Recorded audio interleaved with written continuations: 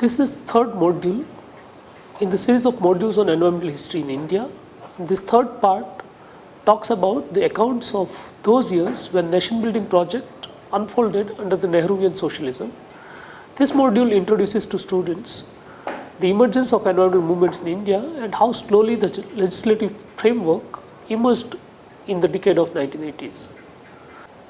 Environmental movement is generally used to describe and understand different types of local struggles and conflicts concerned with livelihood issues and ecological security.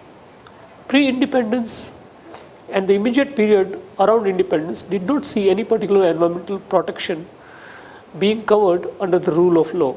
Neither was there any specific law that was to oversee the environment.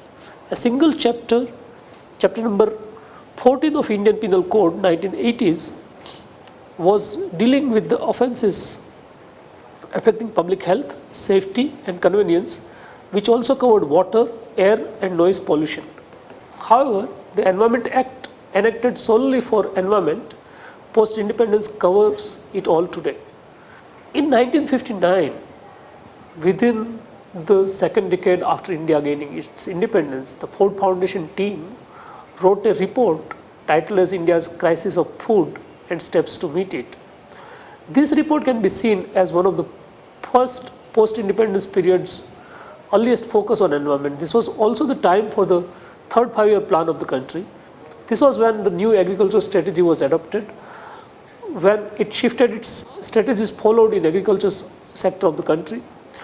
This ensured the replacement of indigenous and traditional agricultural practices by modern technology and practices. To test this pilot project, 7 states were selected. An intensive area development program was unfolded. This new phase is also known as Green Revolution of India, which used high-yielding variety seeds, fertilizers, credit facilities, irrigation, input subsidies and marketing supports. There came about Agricultural Prices Commission and institutions like Food Corporation of India. Since independence, India has made much progress in agriculture. Indian agriculture, which grew at the rate of about 1% per annum during the 50 years before independence, has grown at the rate of about 2.6% per annum in the post-independence era. Expansion of area was the main source of growth in the period of 50s and 60s after the contribution of increased land area under agriculture. Production has declined over time and increase in productivity became the main source of growth in agricultural production. Indian agriculture has progressed not only in output and yield terms, but the structural changes have also contributed. Land reforms, inauguration of Agricultural Prices Commissions, etc., with objective to ensure remunerative prices to producers, new agricultural strategy, investment in research and extension services, provisions of credit facilities, and improving rural infrastructure are some of those steps. Notwithstanding these progresses, the situation of agriculture turned adverse during post-liberalization period, and this covered all the subsectors of agriculture. The growth rates in output of all crops deaccelerated from 2.93% to 1.57%. The livestock declined from 4.21% to 3.40%. The fisheries contribution to agricultural GDP declined from 7.48% to 3.25%. Only forestry sector has witnessed a sharp increase from 0.09% to 1.82% in terms of its contribution to GDP. Despite its success, it also has a basket of flaws to learn from when we talk about Green Revolution. Being an agriculture dependent economy, India can never bid farewell to these schemes and revolutions which brought it to forefront of global competition.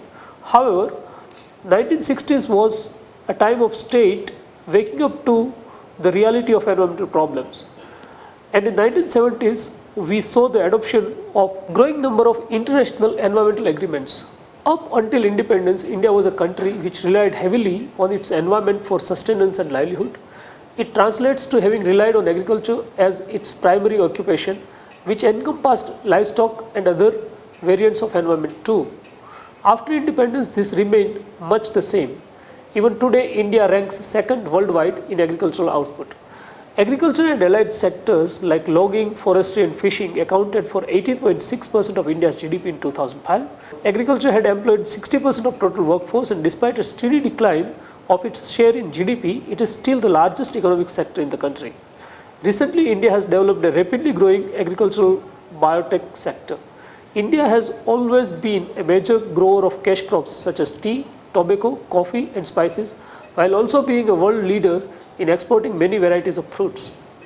Although India has developed many modern and innovative means of farming, the agricultural sector in India remains synonymous with poverty.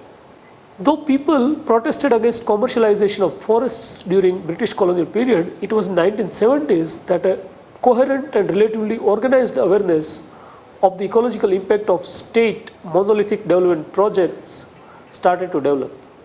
It started to grow into a full-fledged understanding of the limited nature of natural resources and to prevent the depletion of natural resources. Environmental history of India in later times is pointless without mentioning Chipko movement. The forests of India are critical resources for the subsistence of rural people even today. Especially in hilly and mountainous area, forests provided food, fuel and fodder. Post-independence and with modernization began the felling of trees for commerce purposes. Still new from Gandhi's Satyagraha, the forest women of Uttarakhand began their non-violent resistance to the deforestation activities for the trade and commerce purposes. Though it began in 1970s, soon Chipko movement spread across, and in 1980s, resistance to the destruction of forests throughout India was widespread. The first Chipko action took place spontaneously in April 1973, and over the next 5 years, the movement spread to many districts of the Himalayas in hilly Uttar Pradesh. The name of the movement comes from a word meaning embrace or to hug the tree. In Uttarakhand, village women were going out of their houses in order to protect trees by hugging them, saving them by interposing their bodies between them and the contractor's axis. The Chipko protests in Uttar Pradesh achieved a major victory in 1980 with a 15-year ban on green felling in the Himalayan forests by the then Prime Minister of India, Indira Gandhi. Since then, the movement has spread to Himachal Pradesh in the north, Karnataka in the south and Rajasthan in the west, Bihar in the east and to the Vindhyas in central India. In addition to the 15-year ban in Uttar Pradesh, the movement has stopped clear felling in the Western Ghats and the Vindhyas and has generated pressure for a natural resource policy which is more sensitive to people's needs and ecological requirements. The Chipko slogan, "Ecology is permanent economy," was also the landmark achievement of villagers. This movement generated the environment which later led to the National Forest Policy being legislated in 1988, the Forest Rights Act of 2006 and Mahatma Gandhi National Rural Employment Guarantee Scheme coming up in last decade.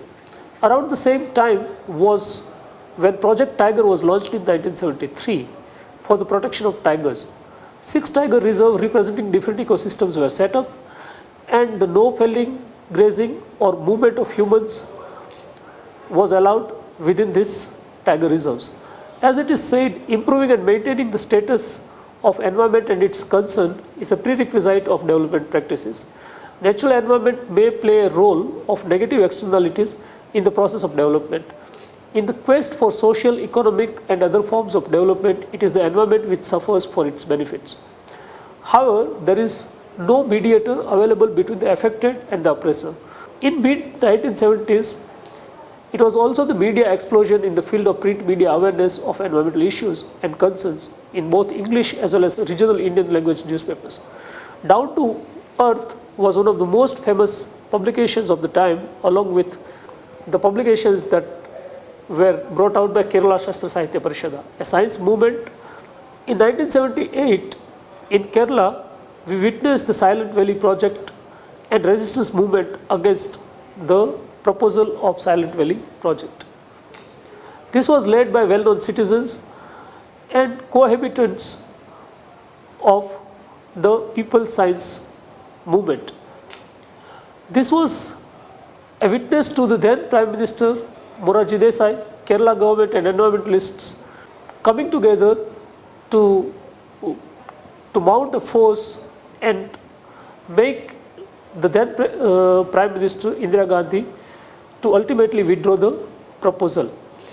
In 1980s, we also witnessed Jangal Bachao Andolan taking attention from Jharkhand. It had started in Bihar and later spread over the Jharkhand and Orissa. The tribals of Singhbhum district protested when the government decided to displace the sal forests of the area with highly prized teak. In 1982, we witnessed the emergence of Navdanya movement, which tries to protect nature and people's right to knowledge, biodiversity, water and food. Navdanya movement also created markets for farmers and promoted quality foods for consumers, connecting seeds to the cooked food. The year 1983 witnessed the beginning of an organization called Development Alternatives, which is an NGO formed for environmental research, sustainable development. In India is the focus of the organization's work. 1983 witnessed a public interest litigation against the proposal of mining in Doon Valley. In 1983, again in South, we witnessed the Appico movement giving a call to save the environment on the lines of Chipko movement in North. 1984 witnessed the worst industrial disaster in the face of Bhopal gas leak in Union Carbide plant. The long-term air pollution and the long-term impact of this industrial disaster is something that Bhopal keeps witnessing even today. Calls for justice for these victims is still an ongoing cause.